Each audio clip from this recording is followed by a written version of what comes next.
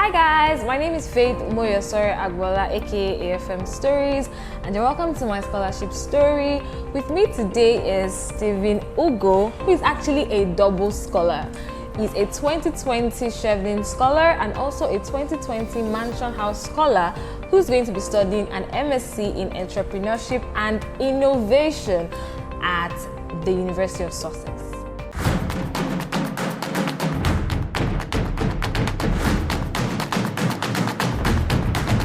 How does it feel to be a double scholar? Cause walk us through, how do you even become a double scholar? I need to understand, the process that led you to this point. Okay, first of all, I would like to start by saying I'm very much excited to be a Chevening scholar. Perhaps maybe the reason being that it's the fourth time I'm applying for the scholarship. Fourth time. I applied the first, I wasn't selected. I applied the second, I wasn't selected. I applied the third, I was longlisted. Okay. And that was when I said, okay, that means, if I'm longlisted, it means I'm getting somewhere. So I did the fourth time and God helped me. I got selected for So for the Mansion House scholar, I didn't really apply for it. Okay, so I don't even know it existed until I got it. Okay, so the letter I got was that I was recommended by the British High Commission. And so basically, so I would say that it's not something I applied for, so I was just recommended. So I feel very excited to be a Chevening scholar and as well as Mansion House scholar. You applied 4 times before I got to this point. I feel like this is really inspiring for anybody that has failed or has been rejected by scholarships. Keep trying, keep applying. You don't know a particular time that is going to be really grand, because who knows if you'll have been a double scholar in those other application windows. So I feel like this is really inspiring. All right, so do you think that anybody can win a scholarship? Of course, anybody can win a scholarship. Yes, I believe so. However, there is work to be done. But first of all, you have to be passionate about it. So I would say it's passion about Chevening that helped me, or that kept me applying and applying and applying over and over without giving up. Okay, so you have to be passionate about what you want. First of all, I wanted it, and then I was passionate about it. I was never going to take a no for an answer, so I kept on applying. I kept on applying. I kept on applying because I know I'm good for this. So I kept on going and I kept on going. So anybody can apply, but all you need is want it and then be passionate about it. Want it? Yeah. Be passionate about it and keep trying. Yeah, So I'm sure that you've met scholars, you've had interactions with scholars, you've basically met some of these people. What would you say is a constant characteristics that a lot of scholars have? Okay, I think for the few scholars that I've met, one of the driving forces is impact. Is impact. Okay, every single scholar that I've come across have that drive to make impact in his or her own society, in his or her own community, and I believe that drive to make that impact is one of the things that I find very, very interesting in the scholars I have come across. That's one. And then 2, it's the commitment. Almost every scholar I have met is committed to seeing that this particular goal that he or she wants to achieve is achieved, and they are willing to go every mile to get what it takes to achieve those things. So I think it's the impact and the commitment as well. Yeah. Impact and commitment, that's really phenomenal. So yes, you're studying entrepreneurship and innovation. I feel like that is really interesting, and I'm sure that there are things in your childhood or in your past experience that have led you to doing what you're doing. So walk us through your journey before deciding to study a master's in entrepreneurship and innovation. Oh, okay. So my undergraduate studies is entirely different from entrepreneurship and innovation. Yes, I have a background, an undergraduate background in textile science and polymer technology. But then all this while, from secondary school, university and all of that, I have always been passionate about entrepreneurship. Okay, so and at each level I have done 1 or 2 businesses along the road. Wow. What kind of businesses? Okay, for example, while I was in school, there's this thing I did, I called it a mobile events management. Okay, so what it simply means is people do final year party and the rest of them, so I help them organize the party and all of that. Okay, so I've always loved doing business from day one. Okay, but what motivated me to go for masters in entrepreneurship and innovation management is this. I strongly believe that entrepreneurship is crucial for improving the quality and the number and variety of employment opportunities for the poor. Okay, so government cannot do all of that on their own. Okay, so I strongly believe that one of the gateways out of poverty in Africa is entrepreneurship. And I believe that entrepreneurship and innovation management, a master's in that course, will impact me with the required knowledge and skills that I need to create the kind of impacts I want to see in Africa while tackling poverty, unemployment, and as well as education in Nigeria. This is really, really inspiring. Like, so your journey to this, were there people that discouraged you, you know, from pursuing your business passion or for even applying for, you know, scholarships? Like, were there people that said, who do you think you are? Can you really do it? It's too competitive. It's too big for you. Did you have people like that? Okay, I would say I'm lucky enough. I don't think there's anybody that has ever discouraged me. But number one set of people that have always encouraged me is my family.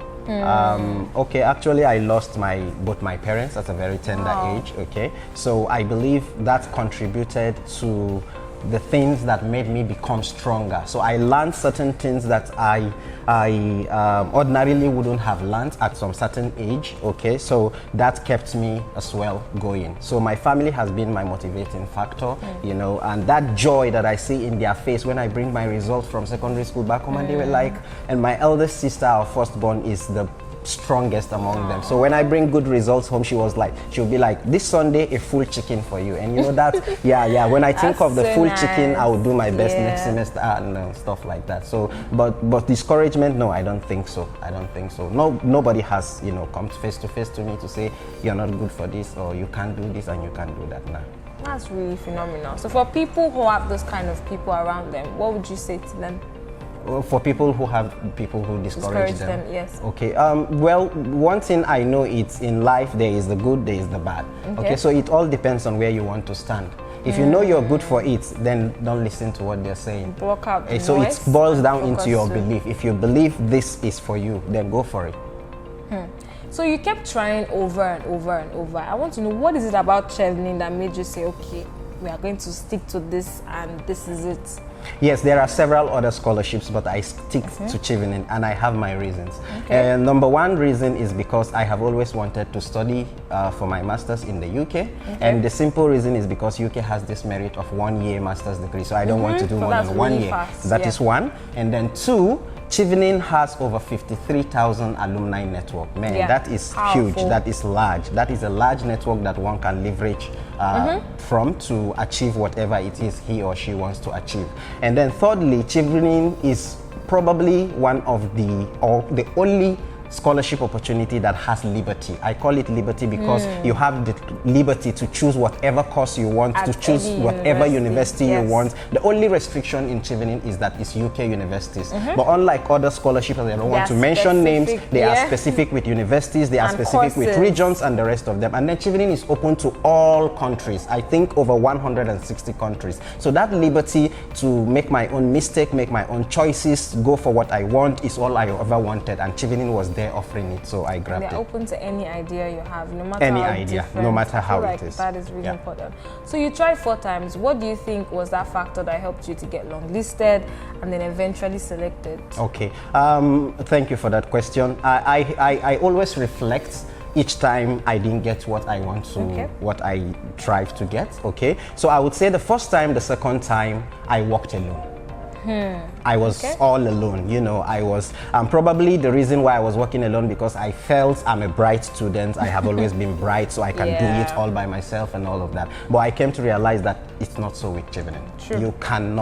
You can never ever do it alone with Chevening. No, you need help, you need to talk to people, you need encouragement from people, you need people to speak with, to check, you know, ask questions and interact with and all of that. So I think that is one of the reasons why I couldn't make it in the first and second attempt. So when I worked with some group of people in the third attempt and I saw that I was longlisted, I was like, oh, well, this is one of the things I'm missing. Okay, so and then I refined again the fourth time, and I worked with some number of scholars as well as colleagues, and then here I am today. Wow, this is so inspiring. So how was the day you got your shortlist email? What were you doing, and then how did it lead you to that? Okay, the day I got shortlisted for interview, actually I was sleeping. Okay, so a call from a colleague who we had applied together with woke me up from sleep, and then he was like, Steve, have you checked your mail? I was like, no. He said, Chevening has shortlisted for interview. I was like, are you serious? He said, and then I opened my mail and man, what did you do? The first thing I did was, I love Coke a lot. Okay, so the first thing I did was to go out and buy a bottle of Coke, and then I chilled with it. Yeah, so that was the first thing I did. That's so simple. Okay, so how, after you got the shortlist email, so how did you feel? Like, I'm sure that pressure might have come more because, you know, you've gotten to this point, and then you know that you don't want to fail because you've been trying all these times and this is your time to actually get it. Like, so how was the preparation for, you know, the interview like? Okay, yes, after the excitement, I took a bottle of Coke, and that was refreshing. Okay, so the next thing was, I knew there was going to be an interview. Okay, in my mind, I have prepared my mind that I wanted my interview to be in the month of April. So I was disappointed to see that I was just restricted to 18th and 19th of March. For me, the reason is because I felt there is not enough time for me to, yes. But then, however, I always work best under pressure. Yes, I work best under pressure. Okay. So I told myself, Stephen, this is working under pressure and you are good at it. Come on. So yes. So I pleaded with one of the scholars who I had been working with to please organize a mock interview for me, and we agreed that we're going to have 3 different mock interviews at 3 different times. Okay, and then he brought in another scholar who I didn't know, a lady. So both of them, we had one mock interview with them, and then we couldn't hold the other 2. But the feedback I got from them kind of motivated me that, Stephen, you can do this and all of that. Okay, so I went for the interview, and I thank God for how everything went. And the one funny thing about my interview was that I was the last person to be interviewed on my day, and I was also the last person to be interviewed face to face in Nigeria, like last, yes. And because Opeyemi, that they told me that, do you know you're the last person to be interviewed on this day? I was like, yes, I know. She said, okay, how do you feel about it? I said, excited. I saw the shock in her face, and she demanded, why am I excited about it? And I told her something that day. I told her that my mom told me that the bottom pot is always the sweetest. So if I am the last, I consider myself as the bottom pot, and then I'm going to have a sweet interview. And it was sweet indeed. I'm here today as well. Oh my God, like, this is so amazing. So after the interview, were there any times of, you know, maybe doubts? Did you ever feel like, what if I don't get this thing? Well, over time, I have always been a 50-50 person. Okay. So I usually prepare my mind. If it comes, yeah, I'm excited. And if it doesn't, I go back to the drawing board. I told you, I always reflect, why didn't I? Why this? Why that? Okay. So yes, I would feel pained if it didn't come positive, but because I have prepared my mind towards it, and I have failed several times. Okay. So it's not a new thing, and it's also good. It's okay to fail. Okay, but it's not okay to remain a failure. So that's the school of thought I've always had in my mind. So when it came, I was excited. So it was a 50-50 thing. So if it come, fine. If it doesn't, I was willing to write it, apply again. The 5th time. Yes. Oh my God. I liked Chevening that much. Wow, yeah, I actually loved Chevening that much. I mean, like, cause like this year I was like, if I didn't get Chevening, I'm going to apply again. Like, so I can relate to that as well. And I feel like if you don't get something, just try again and again and again, you know. So the day you got your conditional selection email, like, how was it? Like, the day I got my conditional email, the same guy I said called me to say the mail is there. Yes, because I wasn't, you know. How was the person know though? Was he also an applicant? Yes, we applied together, but unfortunately he didn't. He didn't get shortlisted. He didn't get even to the interview or selected. But I'm so happy because I consider him as a good friend, you know. Despite all, we're still talking, we're still, you know, just Is he going to try Chevening again? Of course, I've been encouraging him to do that, okay? So he was the one that also called me and said, Chevening have started sending out emails, but then this time, to be honest, I was tensed. I couldn't open the mail. I told him, where are you going to be? So time. He said, so join. There's a place we normally meet and eat. And so I said, I'm coming with my phone. You're going to help me read it. What? So, and he did, and you know, I was excited. We hugged each other, and then we jumped up and all of that. Okay, so what lesson has this entire process taught you about life? Like, what would you say is the most significant lesson that this thing has taught you? Patience. Chevening has taught me patience. The fact that I love working under pressure, most times I'm impatient. I want to do it. I want to do it. I guess maybe that's the reason why I don't have that patience. But Chevening has brought my patience threshold low. Like calm down, be calming down. You know that. Be calming down. Be calming down. Yes, because probably because Chevening is a 1 year long process. There's a process of application. Then you submit. You start waiting for you to be shortlisted for interview. After you're shortlisted for interview, you go for interview. You now wait again until you are shortlisted. Finally, conditionally selected. Then after conditionally selected, you now wait. So it's a series of waiting, and in between those series of waiting, there is a lot of tension. Okay, so I have learned to deal with tension. I have learned to be patient. So these are the two things that Chevening has taught me. Yeah. Okay, so final words for anybody that has a dream of winning a scholarship. What would you say to that kind of person? Okay,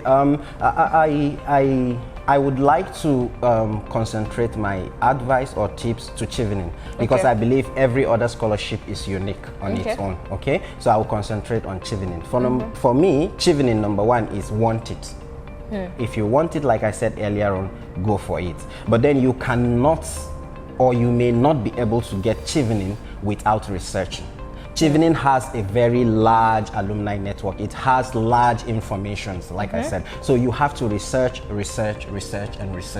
And then there are a whole lot of UK universities that you have to choose from. Okay, so several of those universities are offering the same course that you want to offer. So it's good that you research and know those that have particularly the modules that will suit the objectives you have in mind. Okay, so research is key. And then number 3 is, like I said earlier, work with someone. Work with a group of people.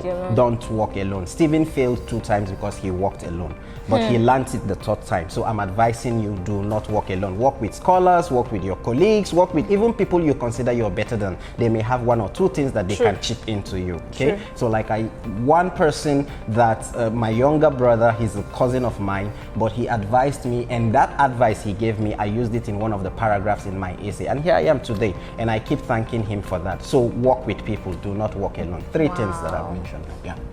And then final words for people who have been trying Chevening over and over and they've been failing. What would you say to them? 3 words. Don't give up. Oh my gosh, this has been really, really inspiring. I'm sure that you guys have learned a whole lot from this. I've learned a whole lot. And I'm just really impressed and inspired by your work. Like, thank you so much for sharing with us. And yes, this video was sponsored by Abemont Consulting. I remain your girl, AFM Stories. And don't forget to like, to comment, to share. Until next time. Bye, guys. Bye.